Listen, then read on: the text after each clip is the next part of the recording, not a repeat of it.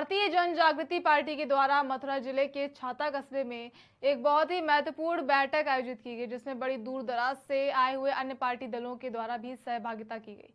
जन जागृति पार्टी के संस्थापक संत युवराज और राष्ट्रीय महासचिव अजयपाल सिंह ने all India party less democracy संगठन को अपना समर्थन दिया है। वहीं भारतीय जन जागृति पार्टी के राष्ट्रीय अध्यक्ष ठाकुर अजयपाल सिंह ने आए हुए सभी आगंतुकों का साफा और दुपट्टा पहनाकर स्वागत किया। इस दौरान सभी पार्टी के दलों के कार्यकर्ताओं अध्यक्षों के द्वारा अपने अपने विचार प्रकट किए गए और छाता के स्थानीय पत्रकारों का स्वागत सम्मान भी किया गया।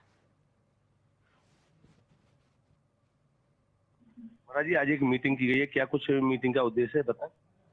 आज जो छाता में मथुरा में ये मीटिंग हुई है, ये मीटिंग भारतीय जन जागृति पार्टी के बैनर तले हुई है, परंतु इसमें मुख्य अतिथि के रूप में ये all India party less democracy संगठन में जगजीवन राम शर्मा जी हैं और श्रीमान जो कि सोहन लाल जी हैं। तो ये पंजाब से हैं। तो ये जो कि ऑल इंडिया जो कि पार्टी लेस डेमोक्रेसी संगठन के पदाधिकारी हैं, राष्ट्रीय अध्यक्ष हैं, इनके विचार हमें बहुत अच्छे लगे।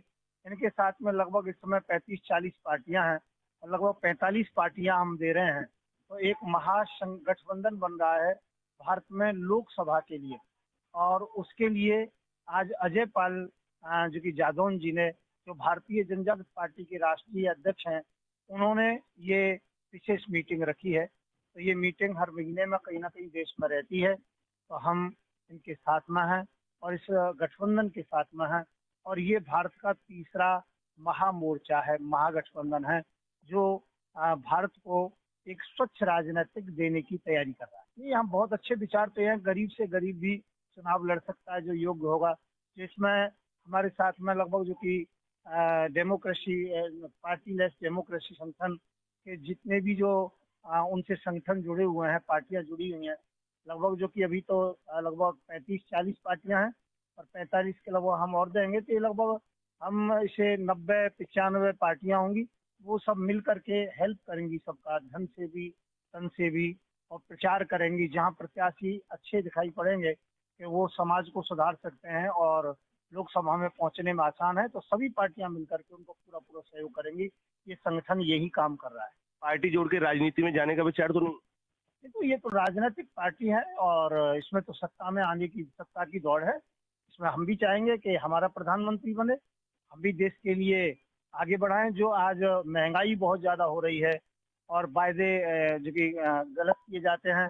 दूसरी बात क्या, आज की राजनीति में हिंदू और मुसलमान, पाकिस्तान की ये बातें हटा दीजिए, तो आज विकास के मुद्दे नहीं है। यदि कोई उनसे पूछता है आज के राजनीतिक लोगों से कि आप नौकरी के विषय में कोई चर्चा करो, बेरोजगारी रोजगार के विषय में चर्चा करो, तो वो मुंह मोड़ लेते हैं। यदि कोई भी बात हो तो इसलिए क्या है, कोई विकास के मुद्दे तो है नहीं, केवल हिंदू मुसलमान की बात है, जाति बरादरी की बात है, ये सब बातें हैं।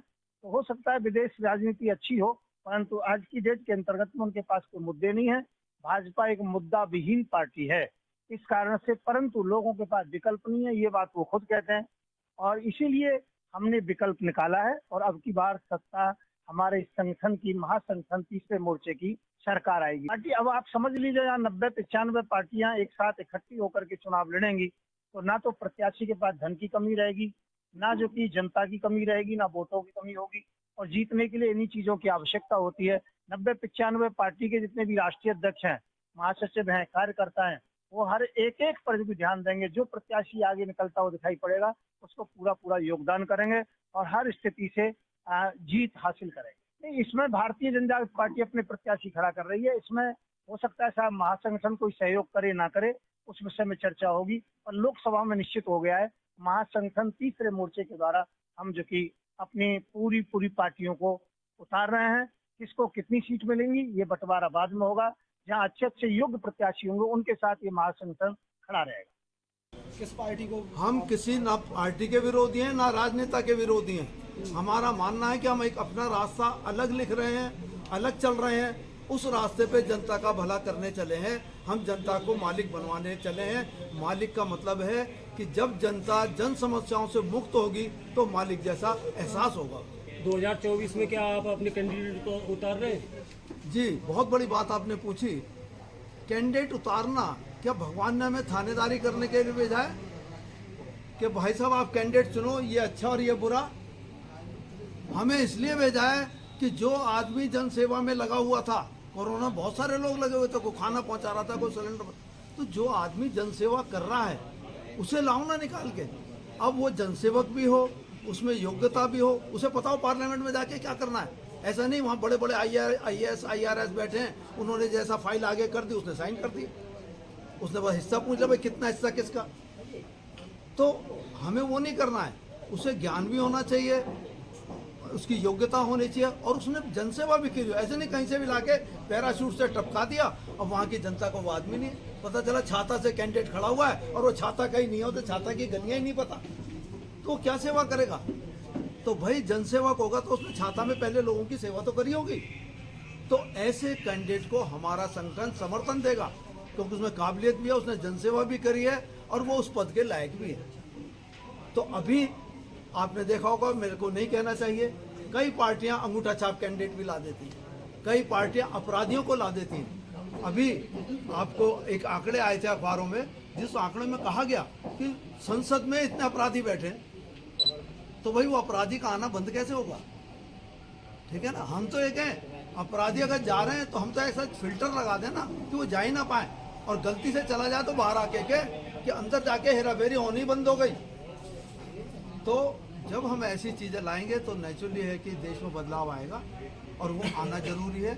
अगर नहीं आएगा तो देश विश्वगुरु कैसे बनेगा। आप जा तो रहे हैं अपराधी और हम कह रहे हैं देश विश्वगुरु बनेगा। क्या अपराधी विश्वगुरु बना पाएंगे? क्या अपराध जगत में हमारा नाम होगा?